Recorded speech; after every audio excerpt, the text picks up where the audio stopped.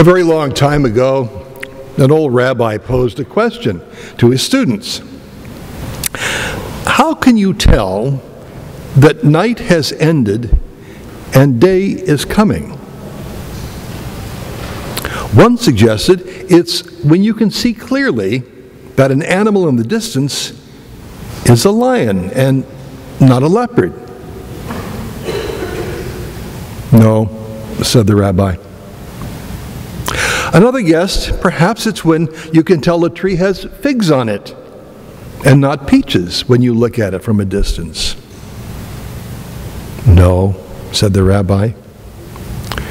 It's when you can look into the face of a man or a woman and always see there a brother or a sister. Until then, no matter what time of day it is, it's still night.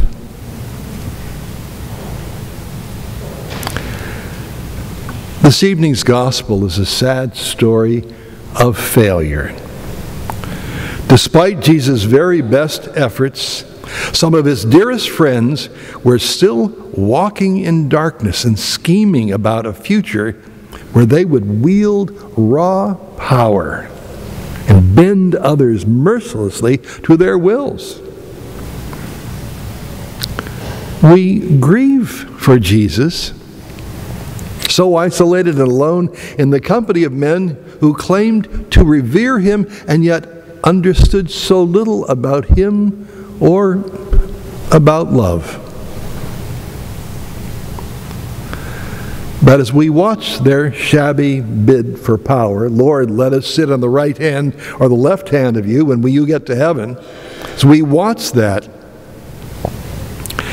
we grieve for ourselves as well.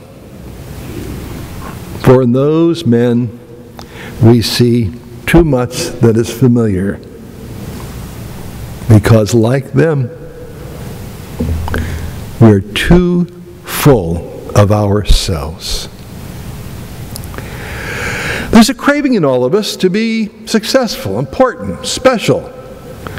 It's a natural desire. It's a wholesome desire, but it can get out of control. Every day we see the mighty of this world brought low, financiers whose banks fail, athletes whose bodies betray them, famous scholars who now can't even remember their own names. And we begin to wonder if perhaps we've misunderstood what it means to be successful or to be special. And we begin to see that if our striving is only about us, if our defining question is always the same, what's in it for me?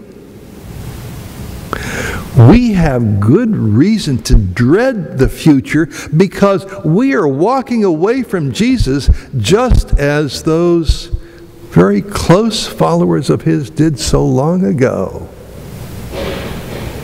We want to be kings. We're building on sand and condemning ourselves by choosing a life that is self-absorbed, condemning ourselves to a life alone in the dark. Now, Jesus came to rescue us from the night that we make for ourselves by being so self-obsessed. He gave us a new definition of success. That is, using our gifts to make the world a good home for all of God's people. That's real success. And he gave us new names for each other. Brothers and sisters. Don't waste a moment of your life turned in upon yourself with your hopes, desires, and feelings as the only things that count. Nothing of value, no joy can come from that. Instead, take up your gifts. Use them to make a good home, broadly construed, a good, welcoming home on this earth for the people around you. As you do that, and as they thrive and flourish, you will find that your own life is happier and richer than you ever could have dreamed. And as that realization dawns on you, then you'll remember Jesus' words.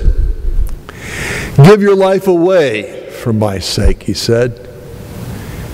And you'll find it will come back to you 30, 60, 100-fold.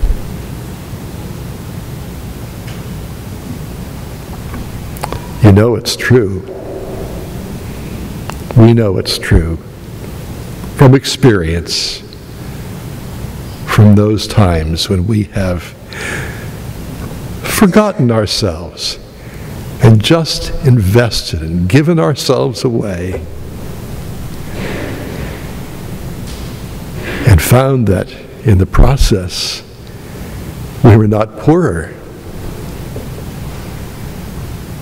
but richer. Give yourself away, said Jesus, and that and more will come back to you. Amen.